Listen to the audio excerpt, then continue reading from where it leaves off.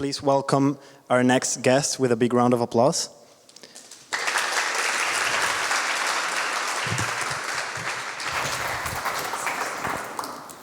Hi, I'll just stand while I say a few words before my interview with Berrie here.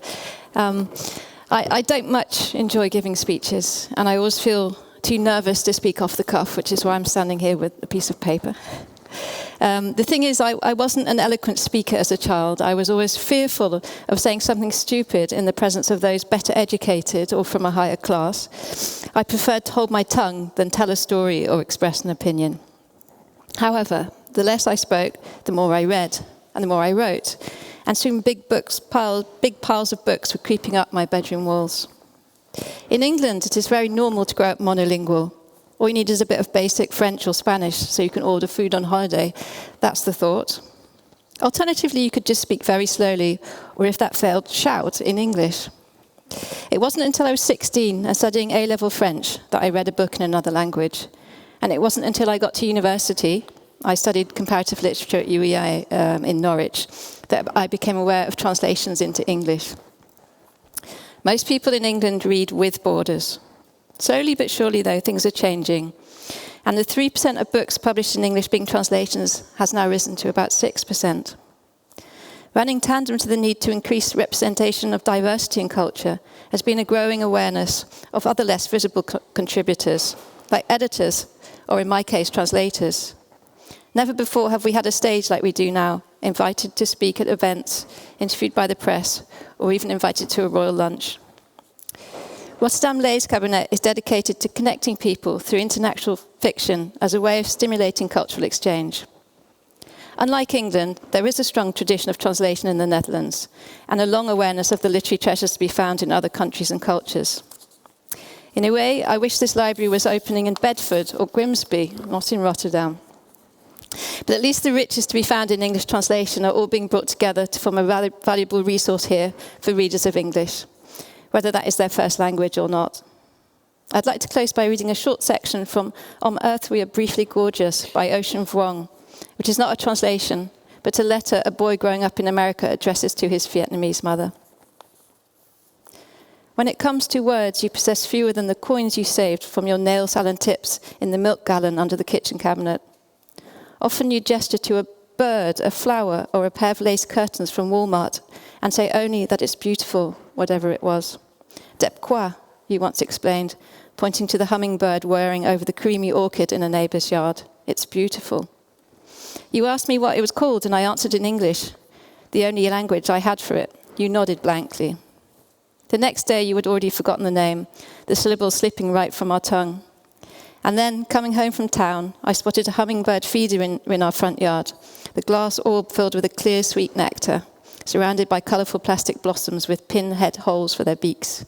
When I asked you about it, you pulled the crumpled cardboard box from the garbage, pointed to the hummingbird, its blurred wings and needled beak, a bird you could not name, but nonetheless recognise.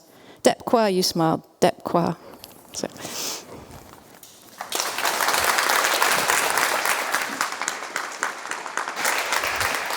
Michele, thank you very much for your talk and for being here with us today. It's really an honor to have you here.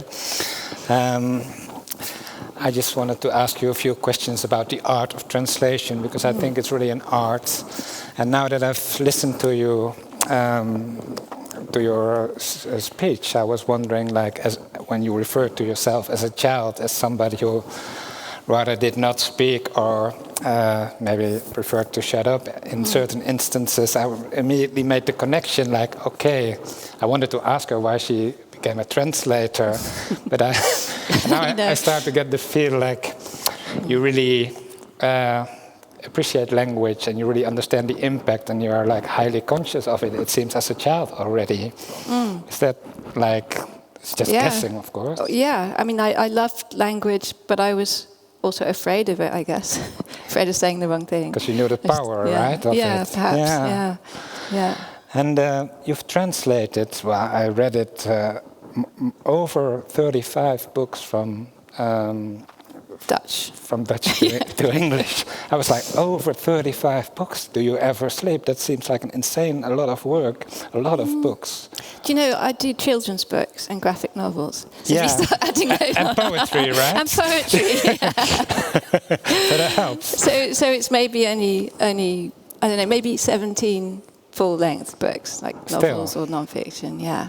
Something Still. like that, yeah. Still, and also one book from French, right? One book from French, yeah. Yeah. But because I live here, I always get asked to do Dutch stuff. I think if I lived in France, I'd get more opportunity to do that. Yeah. Well, we're happy with that. Yeah. I was wondering, since we are talking about translation, and I already mentioned that I would refer to it as an art, what is, to you, the most common misunderstanding that you conceive of people who talk about translation? For example, people who say, "Okay, yeah, I prefer to read the book in the original language." Yeah, I think you can tell from the questions people ask about translation how much they do or don't know about it. They ask things like, "Do you actually have to read the books?" Seriously? I've been asked, "Do you read the books?" And what did you And then say? I wondered No. how you would possibly translate something without reading it. But That's yeah. interesting. Yeah, and someone came and congratulated me last week for knowing so many words. Like, Okay, Yeah. I'm perplexed. yeah, exactly. So people don't. Some people think you have to have the whole dictionary in your head and you just type. Whereas, you know, I spent half my day looking in a dictionary and looking online and researching things. Yeah, because talking about the process, how does the book come in on your desk? How does it arrive on your desk?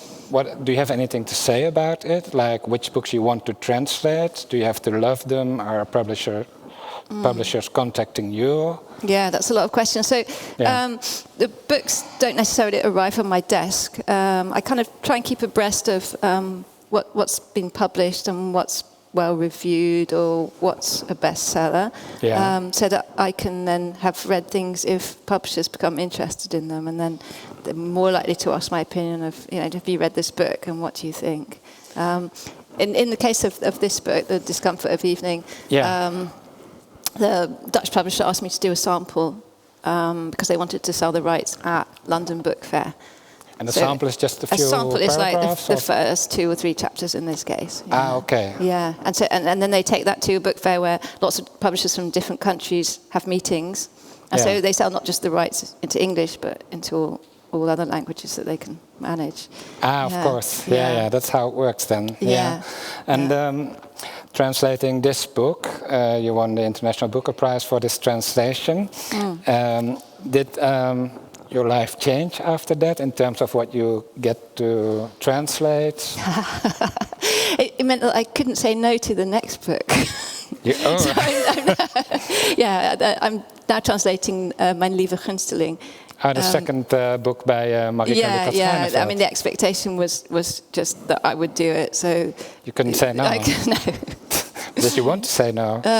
It's a very difficult and kind of harrowing book. It's about a paedophile, and it's kind of almost all one sentence. So, when you translate something, you have to like go through everything that happens in it, also kind of emotionally. So, and does it help to? I mean, do you get a lot of feedback from the author? I mean, if the author is alive, as is the case in this case, are you in contact, or you just ask questions? I definitely ask questions. Yeah, and that's the best thing about translating living authors. I mean, I have fellow translators who do classics, and then you can never go and send an email and say, what did you mean by this? So, yeah. No email there. No.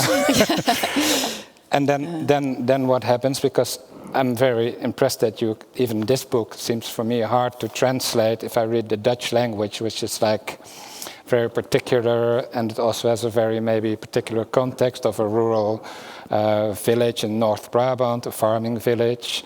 Is it important to relate to be able to relate to like the context in which the story takes place? Like in this instance, a rural village in the south of Holland. I think, it helps if you can relate to it, but you don't absolutely have to because of the amount of research involved. So if you don't relate to it, then it is a lot more work talking to people who can and finding out all the background information. So, Yeah. I mean, like an author, if an author's going to write about a place they don't know, they'll go there and they'll talk to people who live there. Exactly, And as a translator, you do the same kind of thing. So Yeah. you do your research, Yeah, you go exactly. about places. Yeah, of course. But I grew up in a farming village, and my first job was delivering milk. So Okay, so you could relate then. Yeah, I could relate to starting there. Yeah. And how do you go about the process then in terms of, like, as a writer, I imagine a writer is writing a book, the first draft is getting sent to the editor at the publishers. Yeah. How does it work for you? Is it like the same process that's going on? Absolutely. So actually, we did this one in installments with Faber. They were so excited about the book, even before anything happened, they were like, "This is an amazing book. This is going to win prizes." Really? Yeah. So you're like, Yeah. it's in the pocket already. No, I was thinking like, oh, how do they know? But well, maybe they bribed someone. Yeah. No, but anyway, they were very enthusiastic, so I delivered it in stages. And they edited it in stages, and I could also have feedback from the editor on how much they wanted it to be foreignized or not. So were they happy with Boudewijn? Were they happy with Duurtje Blok? Did they need more explanation? These are the names, the Dutch names in the book that you kept in the translation, like literally. Yeah. There's also this amazing word, because it's on a farm, it's about cows. I recall now that one Dutch word is blaarkoppen, which is a particular kind of cow, right? And it's a breed of cow. Yeah. It's a breed. Yeah. But you kept the name blaarkoppen in the translation, because it's a right? breed of cow, yeah. Yeah. So this is like one of your... It would be strange to change it into a different breed, even though we do have Friesian cattle in England, so we could have called them Friesians. Yeah. But the idea was to keep it as Dutch as possible, really. Oh, well, so I think that you managed well, yeah.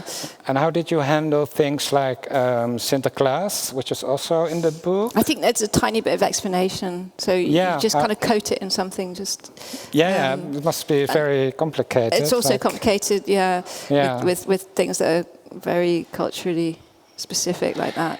Yeah, because I wanted to ask you about like intercultural sensitivities and how well like Dutch and English, how compatible they are in terms of sense of humor, perhaps, but also like, are there any taboos that you experience whilst translating from Dutch to English, like things you put in a different way, or you get comment about by the first draft readers, like, okay, you're obviously British, so you know, but maybe people say, okay, this might work in Holland, but it doesn't work here, or the other way around. Does it happen? That happens a lot, and I think you have to look at it per case.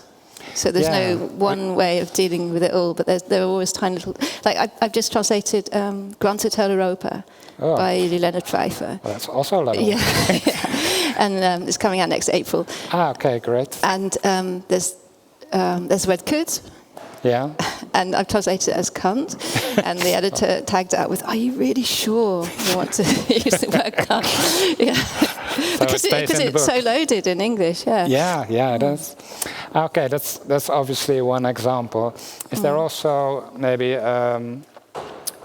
because you also would be able to translate, and you did translate from French, would you say that translating into English is perhaps like culturally less complicated, or is there a sort of stronger connection between Dutch and English? Dutch and English, French and English.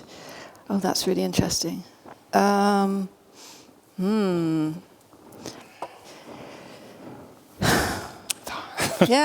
Yeah, I think it probably is a really long answer.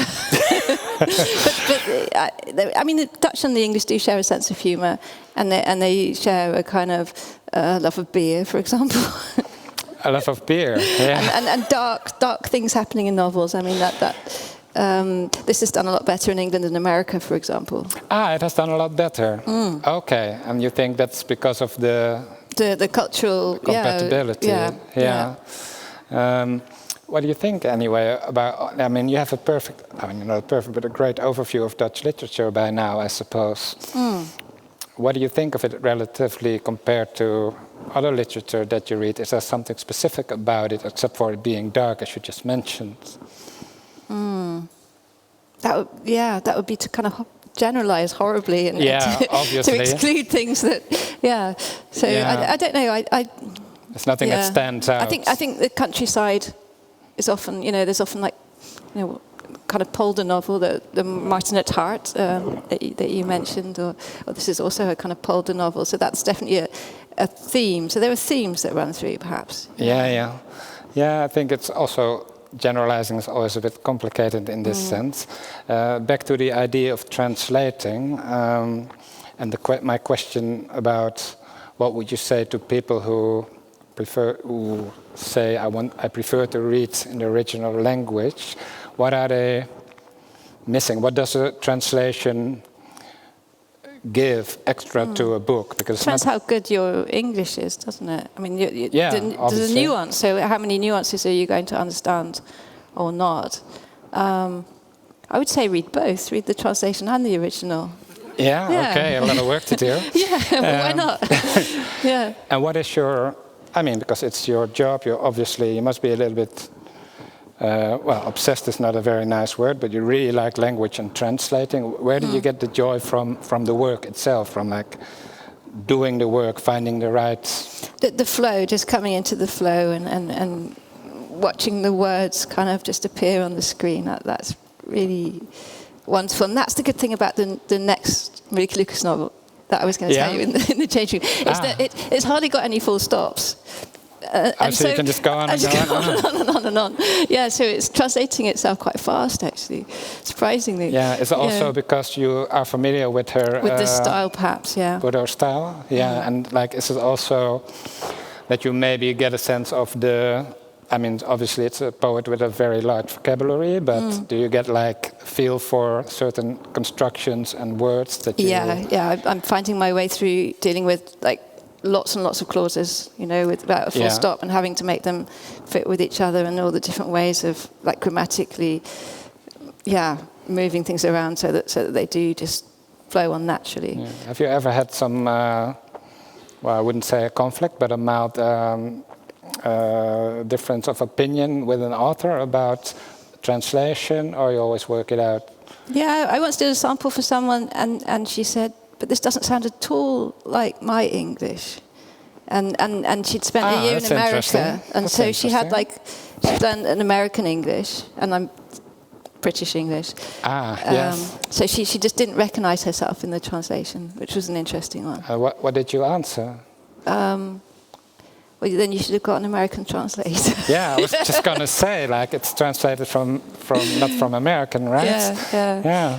Okay, so but all in all, you're getting on really well with your Generally, writers. I get on really well with my writers, yeah. Yeah, they must be very happy with you. I mean, it's an honor to be translated, obviously. Yeah. Okay, well, I think we covered a lot of ground. Yeah. Thank you very much for this interview. It was really an honor to have you here. Thank you very much.